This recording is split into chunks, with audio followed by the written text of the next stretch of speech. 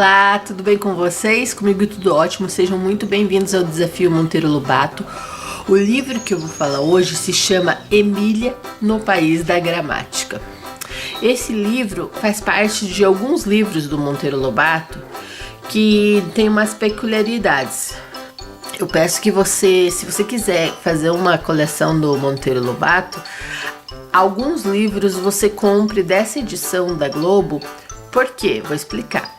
Como esse livro que eu vou falar hoje, que é Emília no País da Gramática. O que acontece? A Globo, essa editora Globo, o que ela fez? Ela sublinhou os conceitos antigos, ultrapassados, e ao lado colocou como se enxerga a gramática hoje. Então você não esteriliza, você não tira, assim, tipo, não acaba assim com como que era o pensamento da época, mas você tem um comparativo que enriquece muito mais. Então vale a pena. Serões de Dona Benta, que fala sobre astronomia, física, essas coisas, também vale a pena usar, porque também tá com esse conceito e tem atualizações. O Poço do Visconde tem atualizações. Aritmética da Emília, História do Mundo para as Crianças.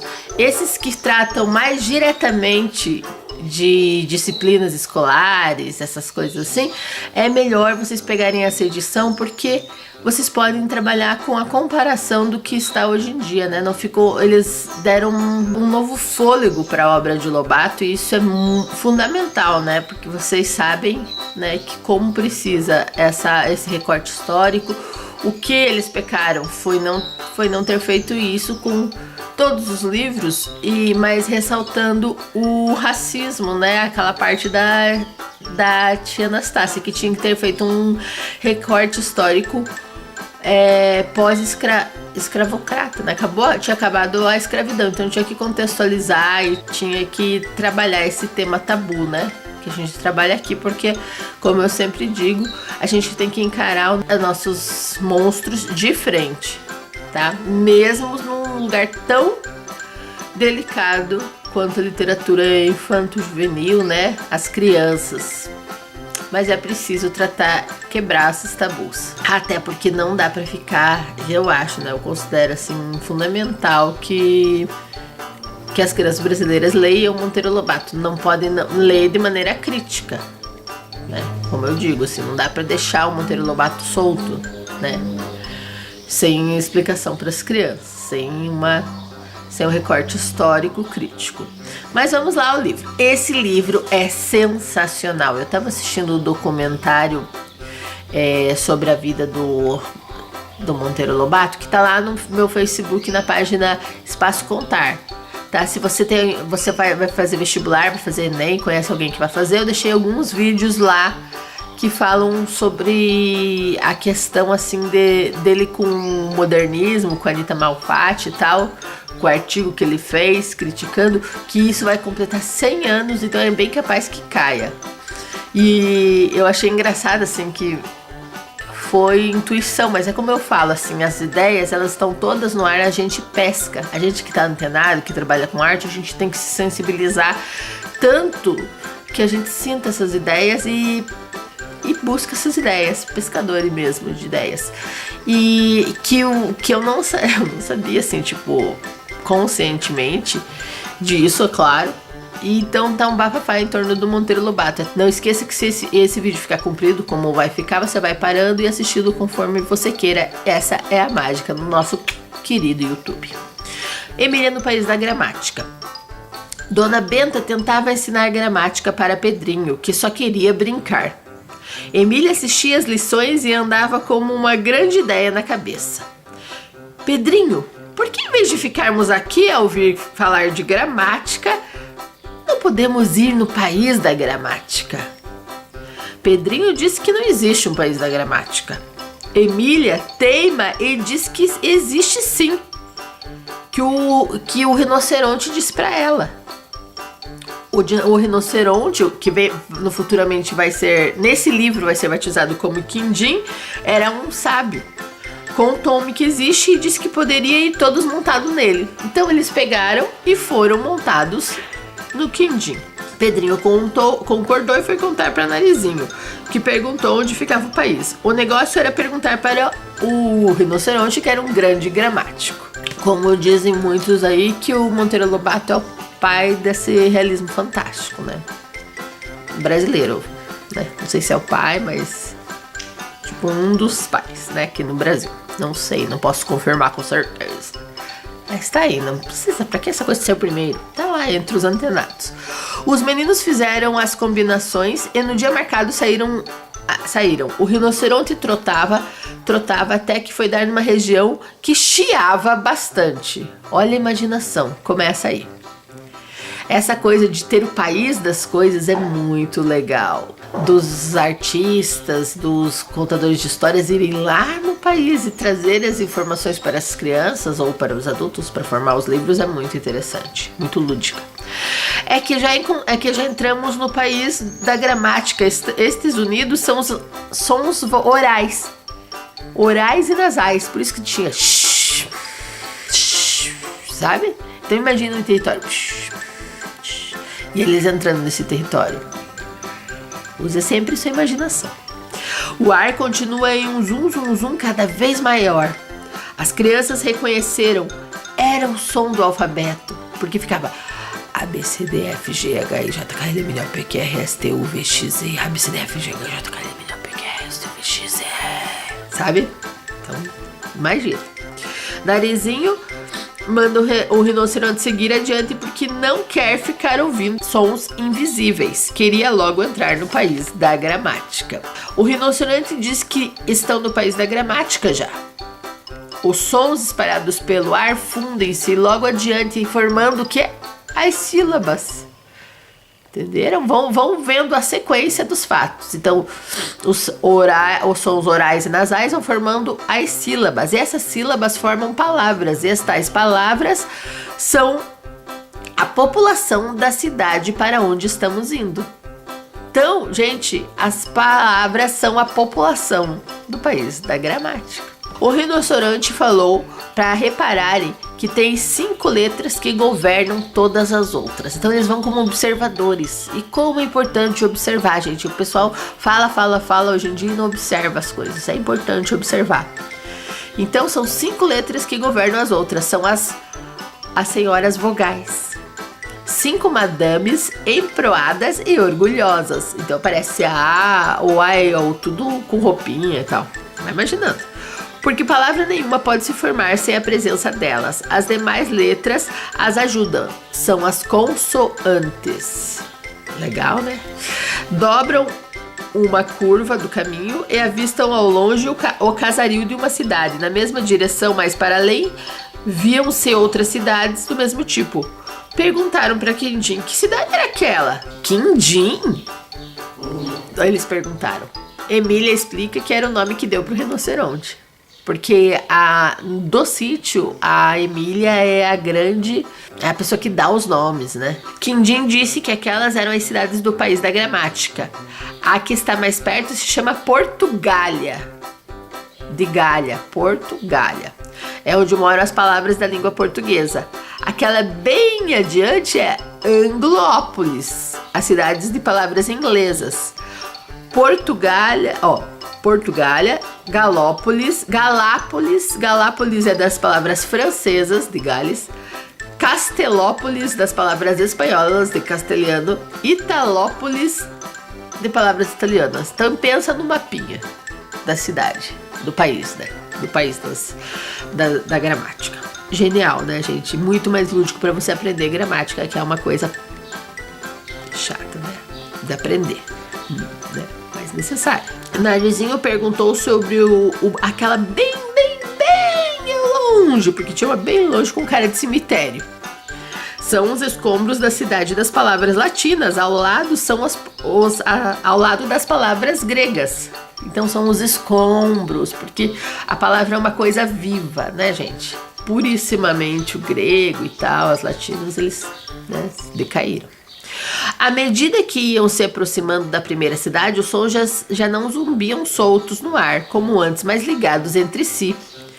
Que mudança foi essa? Perguntou Narizinho. Os sons estão começando a se juntar em sílabas. Depois as sílabas descem e vão ocupar os bairros da cidade. Conversando, chegam nos subúrbios da cidade, habitados pelas palavras portuguesas e brasileiras.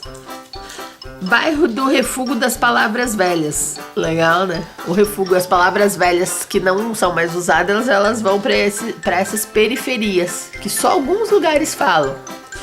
Os neologismos também estão lá e precisam de autorização para entrarem na cidade. Eles também estão na periferia. Quando eles recebem autorização, eles podem entrar na cidade, os neologismos. Palavras, existem lá nessa periferia também, palavras que brincam em bandos, peraltas, endiabradas. São as gírias. Ou como eles chegam até o centro, entre aspas. Bom, vamos lá. Bairro dos nomes e substantivos. Substantivos dão os nomes às coisas, nomes próprios designam as pessoas e países. A Narizinho fala. Depois que eles passeiam nesse bairro dos nomes e substantivos, a Narizinho fica indignada.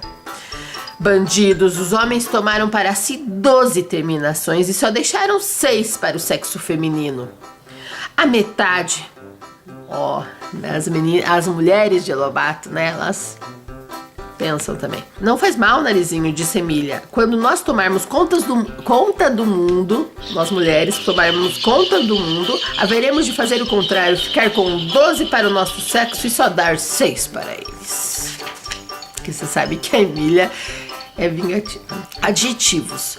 Os adjetivos não têm pernas, só podem viver atrelados aos substantivos. Então eles são como se fossem umas mochilinhas de substantivos, os adjetivos. Gente, e o Quindim, ele descobriu tudo sobre gramática porque ele comeu uma gramática.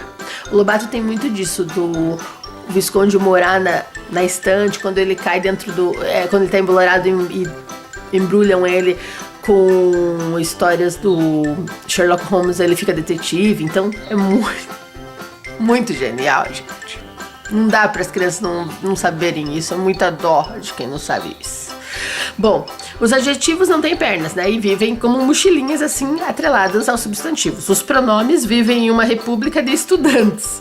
Os pronomes não possuem pernas e se movimentam amarrado com os verbos. Os pronomes ficam amarrados com os verbos. O acampamento dos verbos. Emília vai na casa do verbo ser, que era o mais velho e graduado de todos os verbos. Para isso imaginou uma estratégia: apresentar-se no palácio em que ele vivia na qualidade de repórter de um jornal imaginário chamado O Grito do Pica-Pau Amarelo. Meu Deus, que genial. Emília se anunciou ao porteiro, que se atrapalhou, era a primeira vez que aparecia uma repórter ali. Emília foi levada à presença dele. O venerado ancião estava sentado no trono, tendo em redor seus 64 filhos, ou pessoas dos seus modos e tempos. Então os modos e tempos do verbo ser são os filhos dele. Nem vou falar genial porque eu já tô gasto nesse vídeo. Emília não pôde fazer a reportagem porque o lápis estava sem ponta. O verbo ser acompanhou Emília até a tribo dos advérbios. Quando entraram, os advérbios estavam em caixinhas, gente. Pensa os advérbios em caixinhas.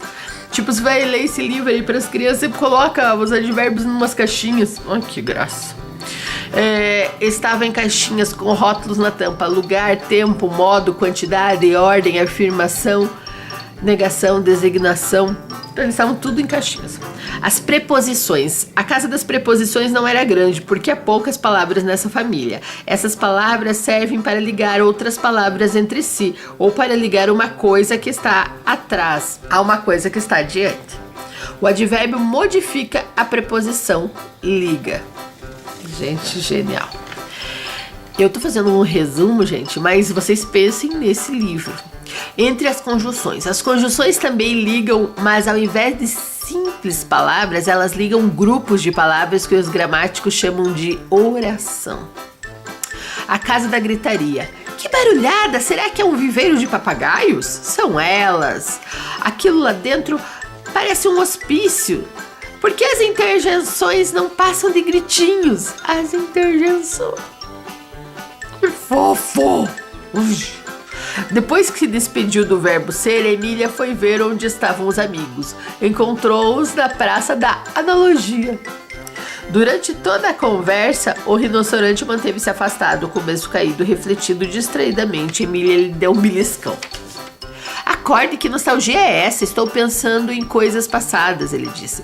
Na velhice das palavras, vieram de muito longe, sofreram grandes mudanças e continuam a transformar-se. Que divertimento interessante, não deve ser o estudo de cada palavra. Foram conhecer a senhora Etimologia. Encontraram uma velha coroca de nariz recurvo, encontraram a casa entupida de filólogos, gramáticos e dicionaristas. A criada disse que a casa estava lotada, que a velha explicava a cada um dos homens como é que cada uma daquelas palavras passaram do grego para o latim. Então pensa a senhora Etimologia explicando para os gramáticos. Daí os gramáticos, os que faziam dicionário e os filólogos só anotavam. E daí chegou a gente essas informações, porque eles foram até lá. Quindim gritou no buraco da fechadura. Houve um rebuliço de pânico lá dentro, os homens todos fugiram. Entraram, né, os do sítio, e Etimologia se intrigou com aquele som que não conhecia. O português vem do latim, ela estava explicando. Pedrinho diz que gosta muito das palavras tupis. Também vai falar um pouquinho das palavras indígenas, tá? E africanas, a nossa língua. Foram procurar o Visconde. O Visconde tinha sumido. Gente, lembra que eu falo sempre a vocês que um escritor, roteirista, ele faz arcos? Tem o arco da aventura, tem o arco que geralmente é o arco do caráter do personagem, que falam coisas nas entrelinhas. O Lobato, ele fez aqui o arco, que é o arco que ele quer passar do conhecimento, só que de uma forma divertida, né, do conhecimento. E também ele faz um arco de aventura, que é o desaparecimento do Visconde. Quando uma parte está muito cansativa, que, né, vai ter a explicação da gramática, ele injeta mais uma problemática ali, mais uma questão para a criança. O desaparecimento do Visconde. Perderam-se e foram parar no bairro da Sintaxe. Esta cidade divide-se em duas zonas: a lexologia, palavras soltas, e sintaxe, palavras só saem em famílias, as orações. Aparece a senhora Sintaxe, exigentíssima, depois que eles e fala que eles só podem sair depois que eles responderem algumas perguntas que ela faz. Eles conseguem responder e continuam a procurar por Visconde. Narizinho quer ver as pontuações. Quindim diz que elas ficam em um bazar, gente. Os sinais de pontuação ficam arrumados em caixinhas de madeira com rótulos na tampa.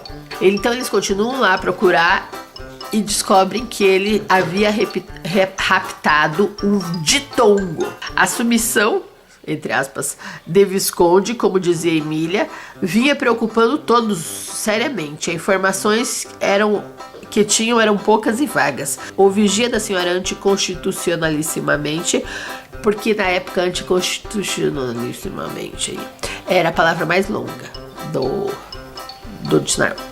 Hoje não é. É uma outra palavra que eu não consegui falar. Mas vocês pesquisem aí no Google.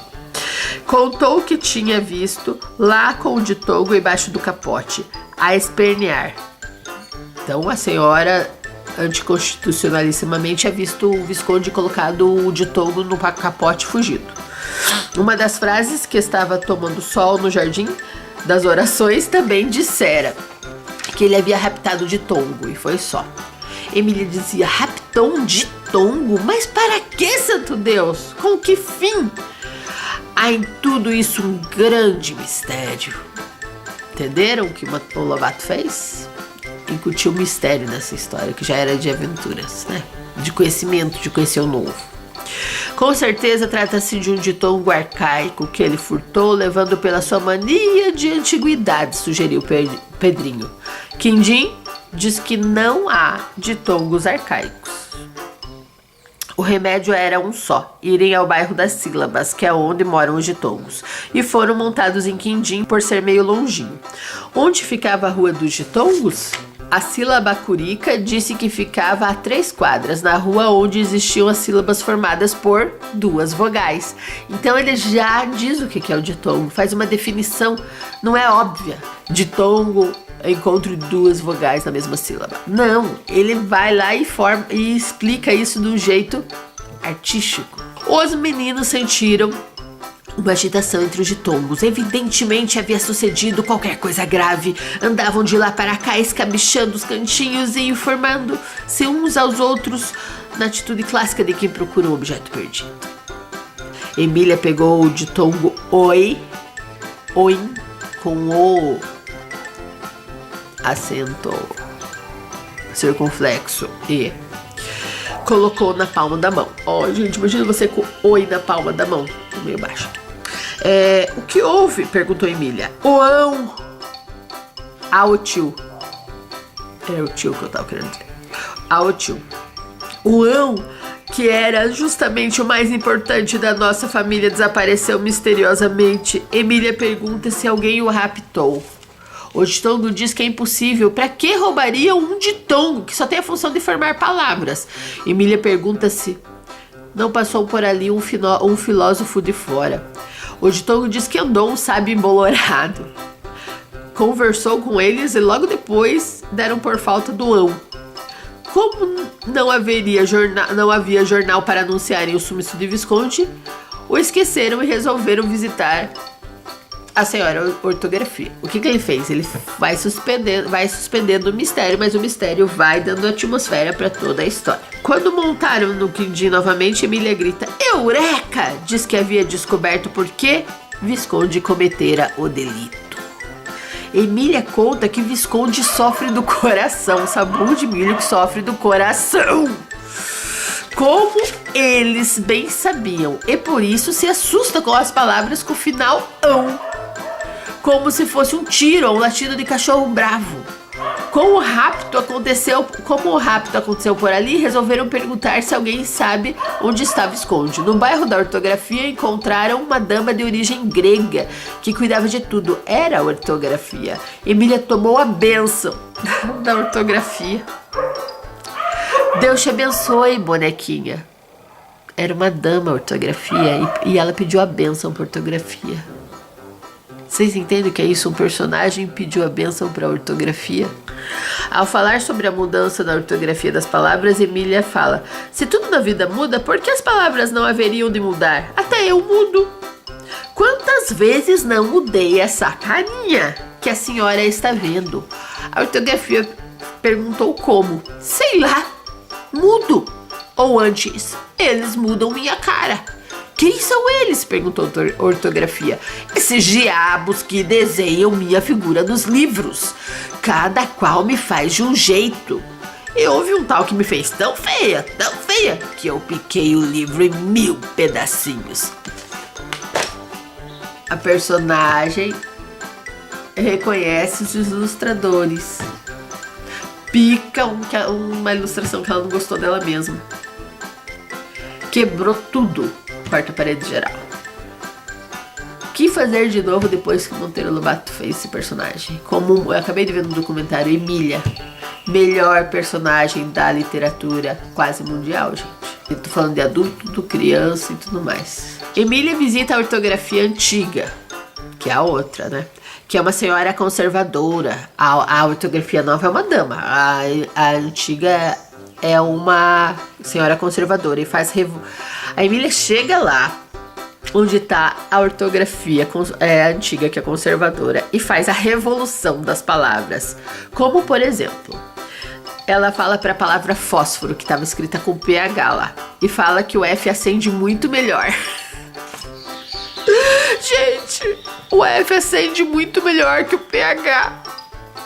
Ela convence a palavra mais próximo de como se fala. A velha ortografia odiou, porque ela fez várias mudanças. Eu só citei uma aqui, mas tem várias, leiam, imperdível.